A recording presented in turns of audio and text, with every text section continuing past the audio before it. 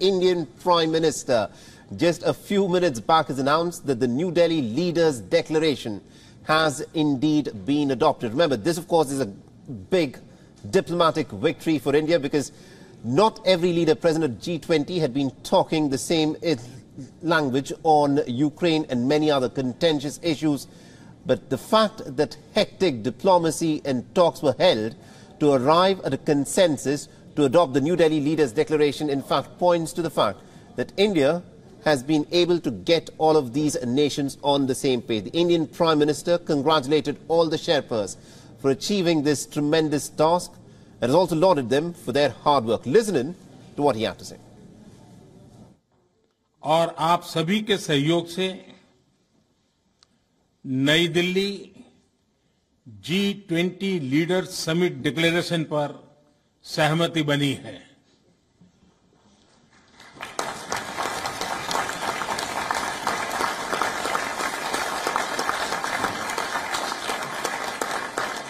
मेरा प्रस्ताव है कि इस लीडर्स डिक्लेरेशन को भी एडॉप्ट किया जाए।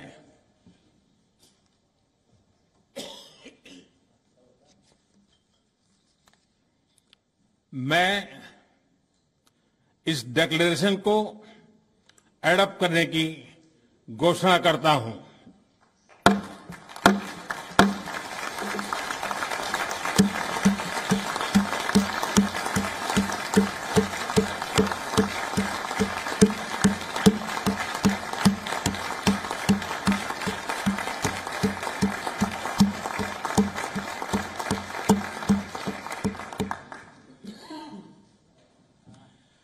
इस अवसर पर मैं हमारे मंत्रीगण, शेरपा और सभी अधिकारियों का हृदय से अभिनंदन करता हूं, जिन्होंने अथाक परिश्रम करके इसे सार्थक किया है।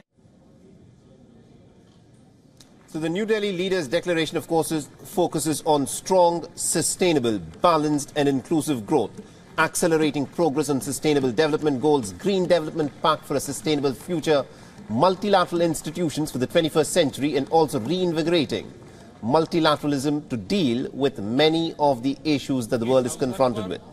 Now, this big announcement has come after reports of a consensus between the delegates. There have also been reports that the Ukraine section in the draft declaration has been left empty.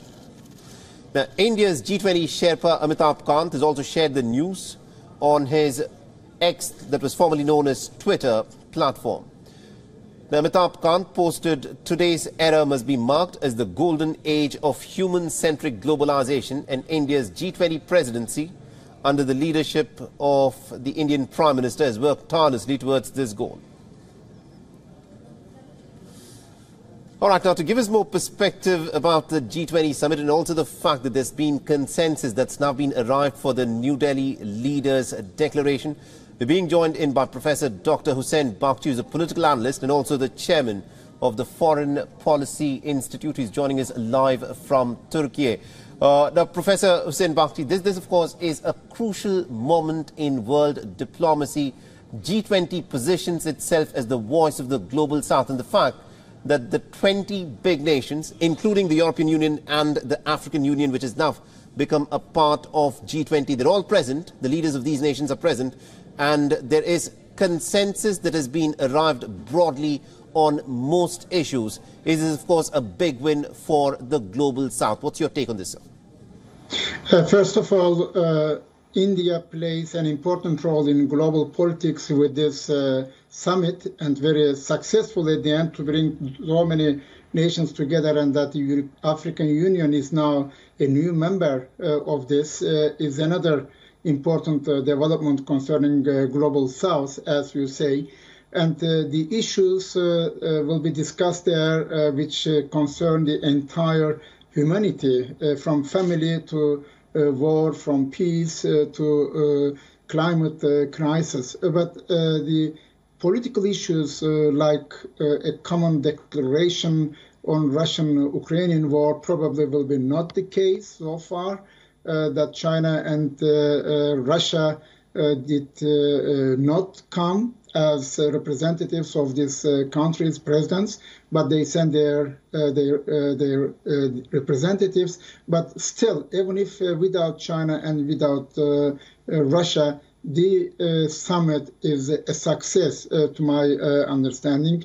At least it is a platform which will continue, and all the tries now to get a common consensus about certain global issues will be discussed, and we will see how at the end of the day there will be a summit declaration fully accepted by all nations or not. It is a subject to be weighed. Absolutely, indeed. We, of course, await the fine print, the actual contents of what is inside the New Delhi Leaders' Declaration. We'll get to know the contents of it in just a bit from now. But Professor Bakshi, I also want you to weigh in, in the manner in which all the world leaders have, of course, congregated in the Indian capital, New Delhi. The Chinese leader and the Russian leader are, of course, absent, but the fact that the rest of the world has been able to come together and talk about crucial issues. G20 is a forum that is to address economic issues. But do you think the G20 Summit and forums such as G20 Summit, which are meant to address economic issues, also get overshadowed by certain political issues that plague the world at this moment? Yes, I think it should. In the previous meetings, this is already the 18th meeting of G20. Many global political issues have been discussed and debated, but this time the number of the states increased. That African Union is now coming in, and many countries are members of the BRICS, and all this multilateralism, which you mentioned in the beginning, is now shaping the world institutional and organizational structure. So America probably will be balanced by Russia, China, and India, but at the same time, Indian Prime Minister met American President, and I think India, with this summit, will get much more global weight in international politics in Asia particularly. And I think this is why China, America, Russia, plus India is now under the discussion in the world politics. So newcomer is India to my mind. Absolutely, indeed. Now, Professor Bakshi, I also want you to weigh in a bit about the very interesting position that Turkey is also in and how it approaches the G20 grouping. Yeah. Now, the Turkish President, Recep Tayyip Erdogan, is, of course, in New Delhi. Turkey is a very interesting nation, considering that it is a part of the NATO military alliance. It's a close ally of the United States. But at the same time, it's a nation that actually deals with Russia and other nations as well. So how does Turkey, in fact, approach a forum like G20, considering the very interesting geopolitical position that Turkey is in? Exactly. Turkey's geopolitical position makes Turkey a global player, and the presence of Turkish president there is important in order to have certain hotspots issues in the Caucasia, Middle East, Black Sea, and I think Turkey is also dealing with this grain deal issue, and Turkish president met this morning also the Japanese prime minister. So grain deal is very important, that Turkey has very close relations with Russia. Turkey's president met Vladimir Putin in Sochi last week, and I think Turkey makes a balance of power politics in regional sense, and Turkey is one of the biggest economies, of course, in this region. So this is why Turkey's presence is important there, not as the powerhouse, but as a modified middle power, trying to contribute for the world's problems and stability and peace process between Ukraine and Russia. Turkey is trying to mediate successfully twice last year, and still Turkey is the only country, as you said rightly, member of NATO, negotiating with the European Union, but having open channels to Russian President Vladimir Putin. So this is a very ambivalent balance of power policy of Turkey, which is very important also for Turkish-American relations, because America is not only a member of NATO, but at the same time, the Turkish-American bilateral relations in the regional context plays a very important role. And I think Turkey, in this respect, is also looking forward to cooperate more with India in the coming years. So far, I can see. That's an interesting point that you raised, that India and Turkey can, of course, cooperate more. Because when you look at the war in Ukraine and the positions that different nations have taken, India and Turkey have certain points of convergence. The fact that India has very good relations with the West, with the United States and other countries of Europe, but at the same time, India also has good relations with Russia. And India has said that the way forward is for peace to happen through negotiations, because war is simply not the solution for any crisis. That is the Indian position. Likewise, Turkey also has an interesting position where it is closely allied with the NATO nations, but at the same time, it purchases weapons, hardware from the Russians, such as the S-400 deal that the Turkey nation has in fact got from Russia. So both these nations have in fact taken, some would say, a similar sort of a stance in the Ukraine war. Do you think India and Ukraine can get more nations to come together and get the other nations to understand that the way forward is not by trying to isolate nations, the way forward is not through war and through financial sanctions, but instead is by sitting across each other on a negotiating table?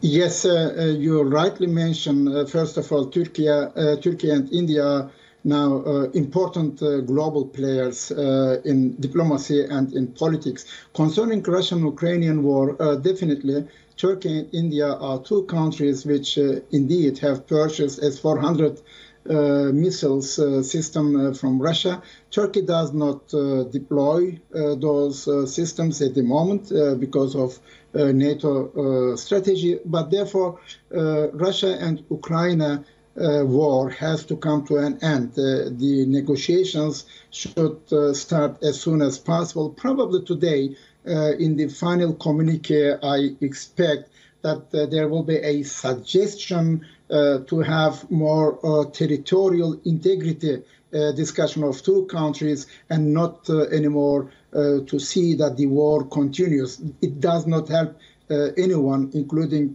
Turkey and India. So I think in the final communique, also the issue of sanctions should be probably expected to be reduced, or at least that Russia is not anymore suffering so much under this, giving a signal for the negotiations with Ukraine concerning the territorial integrity of Ukraine and Russia. But therefore, the American president's meeting with Indian Prime Minister Modi is important. They talked face to face, and I think looking from Turkey perspective, also Russia and India and America are the global allies of Turkey in the long run. So this is a new phenomenon also for Turkish foreign policy. I think it's interesting that you're saying that India and Turkey are in fact new allies to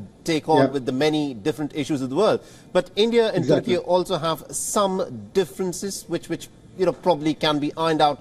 But I want you to weigh in on how Turkey approaches India's position on multilateralism. India has been talking about reforms at the UNSC. India says that bodies such as the UNSC in fact represent the reality that existed at the end of the Second World War, and now new institutions are needed which would give a greater say to the global south and would reflect the current reality of the 21st century. What is Turkey's position on that? Of course, I'm not government official. I'm an academic analyst, but I can only tell you, looking from the statements of Turkey's president, he said always that the United Nations system is not anymore realistic. It is obsolete, and the world is bigger than five, meaning the United Nations permanent members. And I think the more global south is developing, the more we have these multilateral new institutions, whether it is BRICS or Shanghai Cooperation, I think in the long run, the unipolar system, which lasted in the 90s under American hegemony, will not exist anymore. So I think not Turkey, but India is maybe one of the new polars of this multi-structural world in the coming days. So, but Turkey and India can cooperate despite all the existing differences. I mean, if you have differences, then you take the next file. You may not have a common view on all the issues. But the fact remains that Turkey's position to multilateralism, to my view, is very similar like India. And this is what brings two countries more together. I think that's summed up really well. Thank you very much indeed, Professor Hussein Bakhti, for joining us and getting us all those details from Istanbul there. Thank you. Thank you.